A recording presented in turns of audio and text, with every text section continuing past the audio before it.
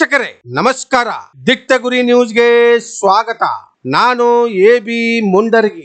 ಬಾಗಲಕೋಟೆ ಜಿಲ್ಲೆಯ ಕಳಪೆ ಕಾಮಗಾರಿ ಲೋಕಾಪುರ್ ರೈಲ್ವೆ ಸ್ಟೇಷನ್ 100 ವರ್ಷ ಬಾಳಬೇಕು ಅಂತ ನಿರ್ಮಾಣಗೊಂಡ ಕುಡಚಿ ಬಾಗಲಕೋಟೆ ರೈಲ್ವೆ ಮಾರ್ಗಕ್ಕೆ ಒಳಪಡುವ ಲೋಕಾಪುರ್ ನಿಲ್ದಾಣದ ಕಾಮಗಾರಿ 3 ದಿನದಲ್ಲಿ ದುರ್ಗತಿಗೊಂಡ ಸ್ಥಿತಿ ಕಂಡು ಕುತುಬುದ್ದೀನ್ ಕಾಜಿ ವಿಷಾದ ವ್ಯಕ್ತಪಡಿಸಿದ್ದಾರೆ. 1.5 ವರ್ಷದಿಂದ ಕಜ್ಜಿ ದೋಣಿಯಿಂದ ಲೋಕಾಪುರ್ ವರೆಗೆ 120 ಕೋಟಿ ರೂಪಾಯಿ ವೆಚ್ಚದಲ್ಲಿ ನಡೆದ ಈ ಕಾಮಗಾರಿ ರೈಲ್ವೆ ಇಲಾಖೆಯ ಭ್ರಷ್ಟಾಚಾರಕ್ಕೆ ಹಿಡಿದ ಕನ್ನಡಿ ಆಗಿದೆ. ರೈಲ್ವೆ ಇಲಾಖೆಯ ಮೇಲಾಧಿಕಾರಿಗಳು ಬಾಗಲಕೋಟೆ ಜಿಲ್ಲೆಯ ಪ್ರತಿನಿಧಿಗಳು ಹೋಗಿ ವೀಕ್ಷಿಸಬಹುದಾಗಿದೆ. ಅತಿ ಶೀಘ್ರದಲ್ಲಿ ಉದ್ಘಾಟನೆಗೊಳ್ಳುವ ಈ ನಿಲ್ದಾಣ ದುರ್ಗತಿಗೆ ತಲುಪಿದ್ದು ಇದರ ಹೊಣೆಗಾರರು ಯಾರು ಇದ್ದಾರೆ ಅಂತ ರೈಲ್ವೆ ಹೋರಾಟ ಸಮಿತಿಯ ಅಧ್ಯಕ್ಷ ಕುತುಬುದ್ದೀನ್ ಕಾಜಿ ಪ್ರಶ್ನಿಸಿದ್ದಾರೆ. ದಿಟ್ಟ ಗುರಿ ನ್ಯೂಸ್ ಬಾಗಲಕೋಟೆ.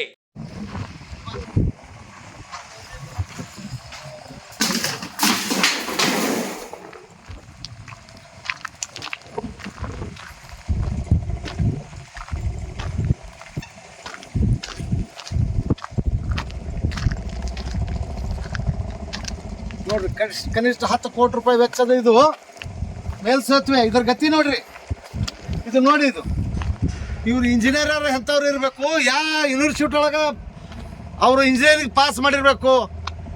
ವಿಚಿತ್ರ ಆಗೈತೆ ನಮ್ಗೆ. ಬರ್ರಿ, ಹಂಗ ಬರ್ರಿ. ಇದು ದುರಂತ ನೋಡ್ರಿ, ಸಾರ್ವಜನಿಕರ ಬೋಗಸ್ಗೆ ದೊಡ್ಡ ದುರಂತ ಇದು. ಈಗ ನಿರ್ಮಾಣದ ಕೊನೆ ಹಂತದಲ್ಲಿ ಇಂಥ ರೈಲ್ವೆ ನಿಲ್ದಾಣ ಇದು ಲೋಕಾಪುರ್ ರೈಲ್ವೆ, ಕುಡಚಿ ಬಾಗಲಕೋಟೆ ರೈಲ್ವೆ ಮಾರ್ಗಕ್ಕೆ ಸಂಬಂಧಿಸಿದ ಲೋಕಾಪುರ್ ರೈಲ್ವೆ ನೋಡ್ರಿ. ಇದು ಕುಸಿದು ಬಿದ್ದಿದೆ. ಯಾವ ರೀತಿ ಇದು ನೀರು ನಿಂತದ. ಅಧಿಕಾರಿಗಳಿಗೆ ಅಷ್ಟು ಆಲೋಚನೆ ಇರ್ಲಕ್ಕಿಲ್ಲ. ಮಳೆ ಬಂದ್ರೆ ನೀರು ಯಾಕಡೆ ಕಳಿಸ್ಬೇಕು, ಆಮೇಲೆ ಸಾರ್ವಜನಿಕ ಆಸ್ತಿ ಹೆಂಗ ಅದರ ರಕ್ಷಣೆ ಮಾಡಬೇಕು, ಅದರ ಒಂದು ಲೆಕ್ಕಾಚಾರವನ್ನ ರೈಲ್ವೆ ಅಧಿಕಾರಿಗಳಿಗೆ ಇಲ್ಲ. ಇದು ಒಂದೇ ಅಲ್ಲ, ಅದು ನೋಡ್ರಿ ಶೆಡ್ಡು ನಿರ್ಮಾಣಕ್ಕೆ ಕಾರ್ಮಿಕರಿಗೆ ಕಟ್ಟಿದಂಥದ್ದು. ಇದು ನಿರ್ಮಾಣಕ್ಕೆ ಕೆಪನ ಸ್ಲಿಪ್ಪರ್ಗಳು ಮತ್ತು ರೈಲ್ವೆ ಹಳಿಗಳಿಗೆ ಪ್ರೆಷರ್ ಪ್ಲೇಟ್ಗಳು ಇವೆಲ್ಲ ಹಾನಿಗೆ ಈಡಾಗಿದ್ದಾವ. ಇದಕ್ಕೆ ನೇರ ನಮ್ಮ ಬಾಗಲಕೋಟೆ ಜಿಲ್ಲೆಯ ಜನಪ್ರತಿ ನಿಷ್ಕಾಳಜಿ ರೈಲ್ವೆ ಇಲಾಖೆ ಅಧಿಕಾರಿಗಳ ಮಲತಾಯಿ ಧೋರಣೆ, ಅವರ ಒಂದು ನಿಷ್ಕಾಳಜಿನ ಮೇನ್ ಕಾರಣ ಅಂತ ಹೇಳಿ ನಾ ಹೇಳಕ್ಕೆ ಇಚ್ಛಪಡ್ತೀನಿ. ಆದರೂ ಕಾಲ ಮಿಂಚಿಲ್ಲ. ಮುಂದೆ ಇದಕ್ಕಿಂತ ಹೆಚ್ಚಿಗೆ ಆಗುವಂಥ ಹಾನಿಯನ್ನು ತಪ್ಪಸ್ರಿ, ಇಲ್ಲಾಂದ್ರೆ ದೇವ್ರು ನಿಮ್ಗೆ ಒಳ್ಳೇದು ಮಾಡಂಗಿಲ್ಲ. ಬರ್ರಿ ಮುಂದೆ ನೋಡ್ರಿ, ಈ ಕಡೆ ಬರ್ರಿ. ಬಾಗಲಕೋಟೆ ಜಿಲ್ಲೆಯ ಎಲ್ಲ ಬಾಂಧವರಿಗೆ ನಮಸ್ಕರಿಸುತ್ತಾ, ನಾನು ಕುತುಬುದ್ದೀನ್ ಕಾಜಿ. ಇವತ್ತ ಲೋಕಾಪುರ ರೈಲ್ವೆ ನಿಲ್ದಾಣದ ನಿರ್ಮಾಣದ ಒಂದು ಕಾಮಗಾರಿಯ ವೀಕ್ಷಣೆ ಮತ್ತು ಇಲ್ಲಿ ಸ್ಥಿತಿಗತಿ ನೋಡಲಿಕ್ಕೆ ಇವತ್ತು ನಾವು ಬಂದಿದ್ದೀವಿ.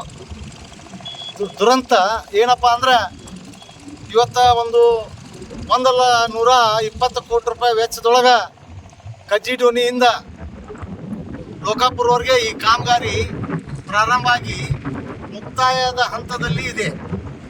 ಆದರೆ ದುರಂತ ಏನಂದ್ರೆ, ಈ ಮೊನ್ನೆ ಮಳೆಗೆ ಈ ನಮೂನೆಯಾಗಿ ಇದು ರೈಲ್ವೆ ನಿಲ್ದಾಣದ ಪ್ಲಾಟ್ಫಾರ್ಮು ಮತ್ತು ಇಲ್ಲೇ ಭರಾವು ಕೂಡ ಹಾಕಿದ್ದಾರೆ. ಒಂದು ಇಂಜಿನಿಯರ್ಗೆ, ಒಂದು ರೈಲ್ವೆ ಇಲಾಖೆ, ಒಂದು ಉನ್ನತ ಮಟ್ಟ ಅಧಿಕಾರಿಗಳಿಗೆ ಅಷ್ಟು ಪ್ರಜ್ಞೆ ಐತೆ ಇಲ್ಲ ಅನ್ನುವಂಥದ್ದು ನಾವು ದುಃಖದಿಂದ ಹೇಳಬೇಕಾಗತ್ತ. ಇಲ್ಲಿ ಮಳೆ ಬಂದ್ರೆ ಈ ರೈಲು ನಿಲ್ದಾಣಕ್ಕೆ ಡ್ಯಾಮದ ಗಾಡಿ ಕಟ್ಟಾರೋ ಏನು ರೈಲ್ವೆ ನಿಲ್ದಾಣ ಕಟ್ಟಾರ ಅನ್ನೋದಂತ ಒಂದೂ ಅರ್ಥ ಆಗ್ತಾ ಇಲ್ಲ. ಇಲ್ಲೇ ಕಾಮಗಾರಿಗೆ ಅಗತ್ಯ ಇರುವಂಥ ಎಲ್ಲ ಸಾಮಗ್ರಿಗಳು ಅಂದರೆ ಹಿಟಾಚಿಗಳು ಮತ್ತು ಟಿಪ್ಪರ್ಗಳು, JCBಗಳು ಮತ್ತು ನಿರ್ಮಾಣಕ್ಕೆ ಅಗತ್ಯ ಇರುವಂಥ ಶೆಡ್ಗಳು, ಲೇಬರ್ಗೆ ಇರುವಂಥದ್ದು, ಇವೆಲ್ಲ ಒಂದು ಸುನಾಮಿಯ ರೀತಿಯಲ್ಲಿ ಮುಳುಗಡೆ ಆಗ್ಯಾವ.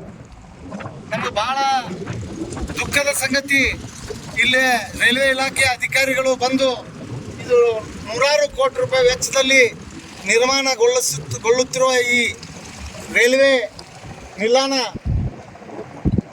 ಎಷ್ಟು ಖರ್ಚು ಮಾಡ್ಯಾರ ಅದರಷ್ಟು ಮತ್ತೆ ಖರ್ಚು ಮಾಡುವ ಸ್ಥಿತಿ ಇವತ್ತು ನಮ್ಮ ರೈಲ್ವೆ ಇಲಾಖೆಗೆ ಅಥವಾ ಸಾರ್ವಜನಿಕ ಬೊಕ್ಕಸಕ್ಕೆ ಹೆಚ್ಚಿನ ಹೊರೆ ಆಗೈತಿ. ಇದು ಬಂದು ಯಾರಾದರೂ ಒಂದು ಯೋಜನೆ ಇರಲಾರ್ದ, ಒಂದು ಪ್ಲಾನ್ ಇರಲಾರ್ದ ಕಟ್ಟಡಗಳಾಗಲಿ, ಇವತ್ತು ರೈಲ್ವೆ ನಿಲ್ದಾಣ ಆಗಲಿ, ಅವರು ಯಾವ ರೀತಿ ಕಟ್ಟಾರಂದ್ರೆ ಅವರು ದಡ್ಡತನಕ್ಕೆ ಇದು ಹಿಡಿದ ಕನ್ನಡಿ ಅಂತ ನಾ ಹೇಳ್ಬೋದು. ಇದು ಮುಂದೆ ಬರ್ರಿ. ಇದು ಕನಿಷ್ಠ 10 ಕೋಟಿ ರೂಪಾಯಿ ವೆಚ್ಚದಲ್ಲಿ ಇದು ಮೇಲ್ಸೇತುವೆ ನಿರ್ಮಾಣ ಆಗ್ತಾ ಇದೆ. ಇದು ಕಟ್ಟಡದ ಅಂತಿಮ ಹಂತದಲ್ಲಿ ಇದೆ. ಇದು ಮುಗಿಯಕ್ಕೆ ಅಂಥದ್ದನ್ನು ಈಗ ನಿನ್ನೆ ಮಳೆಗೆ ಅದು ಪೂರಾ ನೀರು ಹರಿದು ಆ ಸೇತುವೆಯನ್ನು ಕುಸಿದು ಹೋಗಿದೆ. ಆದರೆ ಒಂದು ಇಂಜಿನಿಯರ್ಗಳು, ರೈಲ್ವೆ ಇಲಾಖೆಯ ಅಧಿಕಾರಿಗಳು ಈ ರೀತಿಯಾಗಿ ನಾವು ನೀರಿಗೆ ಹೋಗುವಂಥ ವ್ಯವಸ್ಥೆ ಆಗಲಿಲ್ಲ ಅಂದ್ರೆ ನಾವು ಹೆಂಗೆ ನಿರ್ಮಾಣ ಮಾಡಬೇಕನ್ನೋದು ಮುಂದಾಲೋಚನೆಯನ್ನು ಇರೋದೇ ಇದು ಬಹಳಷ್ಟು ಹಾನಿಗೆ ಈಡು ಮಾಡಿದ್ದಾರೆ. ಅದಕ್ಕೆ ನಾವು ನೇರವಾಗಿ ರೈಲ್ವೆ ಅಧಿಕಾರಿಗಳಿಗೆ ನಾನು ಆರೋಪವನ್ನು ಮಾಡ್ತೀನಿ. ಈ ರೀತಿ ಸಾರ್ವಜನಿಕರ ಬೊಕ್ಕಸಕ್ಕೆ ನೀವು ಒಂದು ಹಾನಿಯನ್ನು ಉಂಟು ಮಾಡ್ತಾ ಇದ್ದೀರಿ ಮತ್ತು ಕೆಲಸದ ಮೇಲೆ ನಿಮ್ಗೆ ಹೆಚ್ಚಿನ ಜವಾಬ್ದಾರಿ ಇಲ್ಲದಿರೋದು ಭಾಳ ನಾಚಿಕೆಗೆಡುತ್ತಿನ. ಈ ಭಾಗದ ಸಂಸದರು, ಸಚಿವರುಗಳು ಬಂದಾರ, ಅವರಾರು ಬಂದು ನೋಡಿ ಇದು ಹಾನಿಯಾಗುವಂಥದ್ದು, ಇದು ಸಾರ್ವಜನಿಕರಿಗೆ ಬೊಕ್ಕಸಕ್ಕೆ ಲಾಸ್ ಆಗುವಂಥ ಒಂದು ವ್ಯವಸ್ಥೆಯನ್ನು ಯಾವ ರೀತಿ ಇದು ಪರಿಹಾರ ಮಾಡ್ತೀರಿ ಅಂತೇಳಿ ನಾನು ಅವ್ರಿಗೆ ಒತ್ತಾಯನ ಮಾಡ್ತೀನಿ. ನಾ ಕುತುಬುದ್ದೀನ್ ಕಾಜಿ.